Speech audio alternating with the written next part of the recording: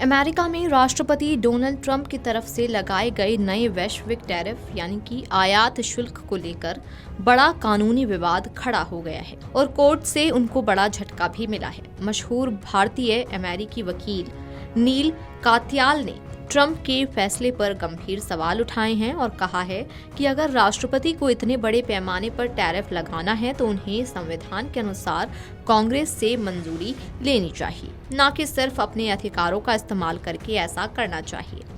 ऐसे में सवाल उठता है कि कौन है नील कात्याल जिसने ट्रंप को बड़ी चुनौती दे डाली है। इस सवाल के जवाब जानने से पहले ये जान लीजिए कि टैरिफ को लेकर अब क्या विवाद खड़ा हो गया है। दरअसल कात्याल ने सोशल मीडिया प्लेटफॉर्म एक्स पर लिखा कि ट्रंप जिस कानून ट्रेड एक्ट 1974 की धारा 122 का सहारा लेकर 15% तक का वैश्विक टैरिफ लगा रहे हैं वो कानूनी तौर पर कमजोर आधार है। उन्होंने बताया कि पहले इसी मामले में अमेरिकी न्याय विभाग DOJ ने सुप्रीम कोर्ट में कहा था कि ये धारा यहाँ लागू ही नहीं होती क्योंकि व्यापार घाटा और भुगतान संतुलन घाटा दोनों अलग चीजें हैं।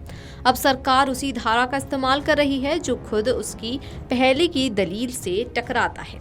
ये विवाद ऐसे समय सामने आया जब हाल ही में अमेरिकी सुप्रीम कोर्ट ने ट्रंप के पुराने व्यापक टैरिफ को रद्द कर दिया था। कोर्ट ने साफ कहा था कि टैक्स लगाने का अधिकार मुख्य रूप से कांग्रेस के पास होता है और राष्ट्रपति ने IEEPA कानून का गलत इस्तेमाल किया था। इसके बाद ट्रंप प्रशासन ने तुरंत नया रास्ता अपनाते हुए पहले 10% का वैश्विक टैरिफ लगाया, जिसे बाद में बढ़ाकर 15% तक कर दिया गया। ट्रंप ने इसे अस्थायी आयात शुल्क बताया और कहा कि ये अमेरिका के आर्थिक हितों की रक्षा के लिए जरूरी है। कात्याल का कहना है कि अगर टैरिफ वाकई अच्छे और जरूरी हैं तो सरकार को कांग्रेस को मनाकर कानून के जरिए मंजूरी लेनी चाहिए।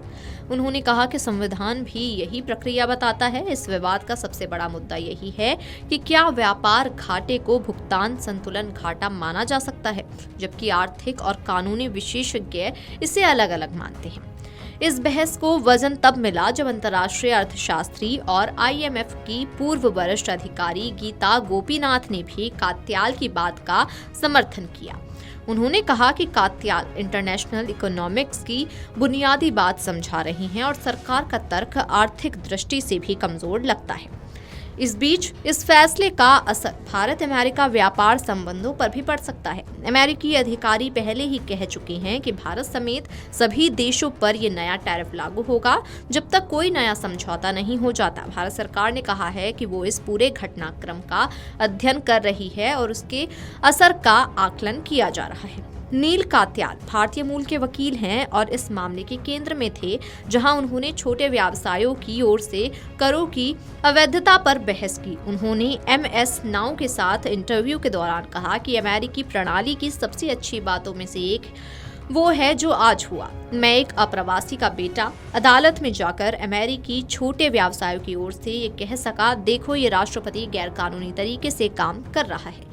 नील कात्याल के बारे में बता दें कि वे मिलबैंक LLP के वॉशिंगटन DC कार्यालय में पार्टनर हैं और फर्म के मुकदमेबाजी और मध्यस्थता समूह के सदस्य हैं। उन्होंने अमेरिकी सर्वोच्च न्यायालय के समक्ष 54 मामलों में पैरवी की है। वे अपीलीय और जटिल मुकदमेबाजी का विशेष ध्यान देते हैं। उनका जन्म 1970 में शिकागो में हुआ था। उनकी मां एक बाल रोग विशेषज्ञ और पिता एक इंजीनियर थे। दोनों भारत से आकर यहाँ बसे थे। उन्होंने येल लॉ स्कूल से स्नातक की उपाधि प्राप्त की। Video desk amarujala.com। अगर आप ये वीडियो YouTube पर देख रहे हैं तो हमारे चैनल को सब्सक्राइब कर बेल आइकन दबाएं और Facebook पर देख रहे हैं तो हमारे पेज को लाइक करें।